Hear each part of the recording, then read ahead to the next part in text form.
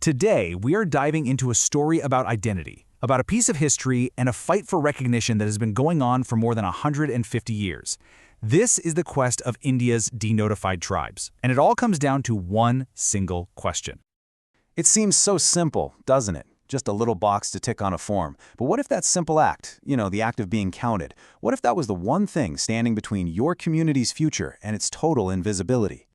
While for millions of people all across India, this is not some theoretical question. It's their reality. They are the denotified tribes, and their whole story is a struggle just to be counted for who they actually are.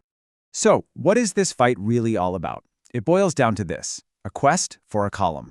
This quote from community organizer Balakram Sansi, it just cuts right to the heart of the issue.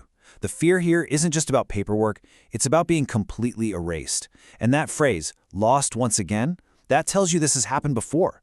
To really get why, we have to go back in time.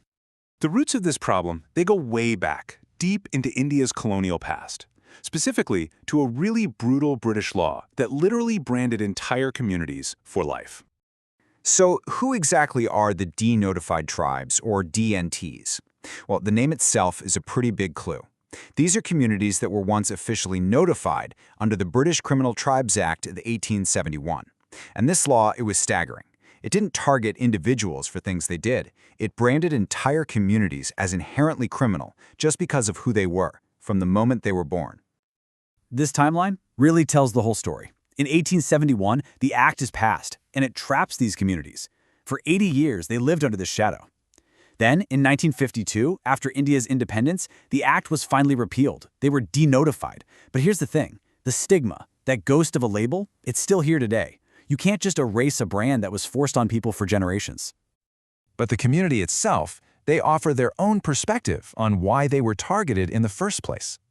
Balakram Sansi explains that it wasn't random at all, it was punishment.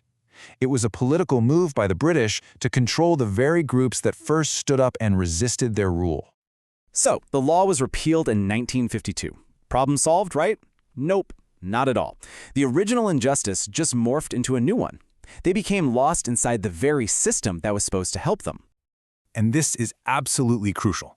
After being denotified, these communities weren't given their own unique status. Instead, they were just absorbed into India's existing affirmative action categories, like scheduled castes, scheduled tribes, or other backward classes. So now, they were forced to compete for resources with much, much larger groups, all while still carrying that devastating stigma of the criminal label.